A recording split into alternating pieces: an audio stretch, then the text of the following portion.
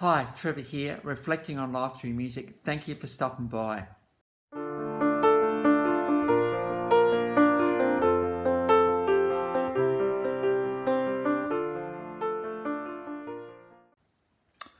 Well, I trust you enjoyed my last video on Badfinger, and just through a few of these songs, we looked at the start and end of relationships. So I trust you found that one encouraging. Well, we're going on to Charles Holden Holly today. He was born in 1936 in Lubbock, Texas. And this guy was a towering pioneer in the mid 1950s with rock and roll. This guy, it does not get much bigger than this guy, and his influence is quite staggering. We're talking about Buddy Holly. Influences of gospel, country, rhythm, and blues. He made his first TV appearance in 1952. He was renowned for his vocal hiccups and his incredible normal ranges and his falsetto. And by the age of 22, he had recorded 50 pieces of music. That's pretty amazing. Buddy Holly, between 1957 and 1958, 3 studio albums. There's been a few compilation albums since then, 28 singles. That's not bad for 3 studio albums. A bit more about his legacy. Rolling Stones dubbed him number 13 of the 100 top artists of all time.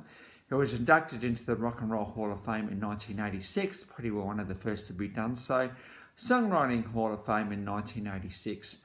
1997, the National Academy of Recording Arts and Sciences gave him a Lifetime Achievement Award. And in 2000, Iowa Rock and Roll Hall of Fame. Now, there are a few people, significant people, that have cited Buddy Holly as a major influence and got to see him when they were starting out for themselves. Paul McCartney, John Lennon, just to name a few. Bob Dylan, Mick Jagger, Keith Richards, Elton John. Very much also inspired The Clash and Eric Clapton. Pretty incredible, bunch of people there that this guy has influenced. He has got many, in fact, stuff was released 10 years after his death. We'll get onto that in a minute. 10 years after, and so there was plenty of material to keep Buddy Holly's legacy alive, well and truly. Of course, it was John McClane in his song American Pie that brought to light this horrific, life-changing, world-changing, world-pausing event that actually happened on the 3rd of February 1959, when only at the age of 22, Buddy Holly was killed in a plane crash in a snowstorm. There's many theories going around about that plane crash and the fact that the plane should have never taken off in the first place. But no, that this event touched the world so much, and certainly if you're around in that time, you kind of couldn't believe what you were hearing on the radio. And Richie Valens and Big Bopper also killed in that plane crash as well. And so at the age of 22, the world lost Buddy Holly, and the world is forever thankful and was forever changed by this young kid. Just with his swagger and his style, his ability to songwrite, and his ability to capture audiences and to capture the mood of the time, and to be quite the pioneer in rock and roll this guy actually has been. He deserves all those accolades that he has received. Now, when you do think about Buddy Holly, you think about That'll Be the Day When I Die. That song only goes for 1 minute and 20 seconds. But the incredible thing about this particular song is that the influence it has had, that all it needed to do was just state what it needed to say. Of course, Buddy Holly was also instrumental in the rock format, and that is 2 guitars. That one was a little bit more lead and rhythm guitar and bass and drums is all you need to get a bit of a sound behind you. Buddy Holly was instrumental in that particular rock and roll format. Of course, the Beatles took on that as well. Paul on bass and George and John on their guitars and Ringo on drums very much has set the format. Even the Clash similar, good two guitars, bass and drums. And also a bit of recording technique with the overdubbing, that is being able to lay one track over another. Of course, many bands have done that since, Electric Bolt Orchestra being famous for that, just doing voice after voice after voice. And this concept of reverb, just giving this voice just a little bit more than it would be if it was just dry on its own. Buddy Holly did all of this stuff, and it's amazing to know that such a kid at such a young age, musical genius really, and quite prolific in his songwriting. He'd just do one song after the other, after the other, after the other, and the world resonated with him. Only 3 albums, as I think I've already said, and so, but you know, it just goes to show that you don't actually need to be around for long to make a major influence in the world. And so I suppose this series needed to give a little bit of a tribute to Buddy Holly, just to know that he is very, very well regarded in the music industry.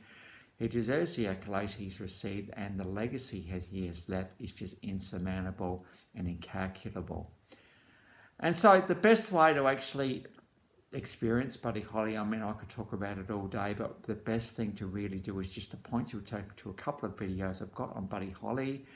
And just to bring out all of the stuff, his Fender Strat, which cost him $249.50 apparently, quite famous, the glasses, the suits, which he kind of wore back in those days, and of course when the Beatles started, that's what they wore as well. In fact, the Animals, everybody wore those suits, and it's a classic case of that's the image that you had back then. The 2 guitars, bass and drums, also something that Buddy Holly brought in. And just his all-round vocal technique, his guitar technique, all of it together just made him such an influential act in the world of music. So I've got 2 songs below. We've got That'll Be the Day When I Die. This is a TV performance, and that's from an album 1958 of the same name. And it only goes for 1 minute and 20 seconds, but that's all it needs to do, because the world has changed after this song came out. We then got another Buddy Holly classic, and that's Peggy Sue. This is with his band The Crickets and the album Buddy Holly. And you just watch what the 2 guitars are doing here. You got Buddy Holly very much doing the quickest strumming up the front, and then we've got the sort of more relaxed strumming at the back.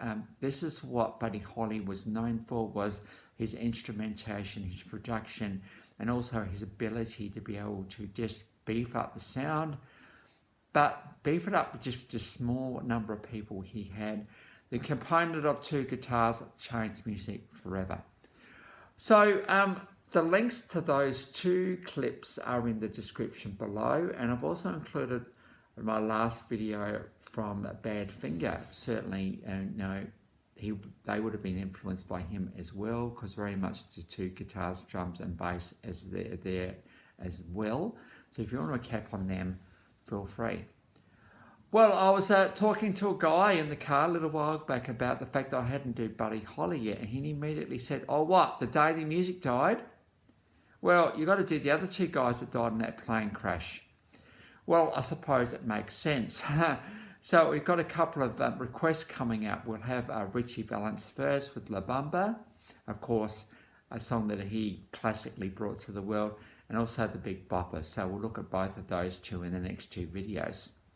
So if you have come back for another video, or this is your first time, the Life Reflections from Music, thank you to everybody for hanging around. It's amazing who you remember as you keep going through this series. Every time I turn my YouTube on, I think, oh, that's right, there was those guys as well. And so, you know, we're still working our way through the A to F of this channel. So thank you for your patience on that, but how good to remember such immortals as Buddy Holly. So thanks for everyone for hanging around, and I will catch you next time. So until then, bye for now.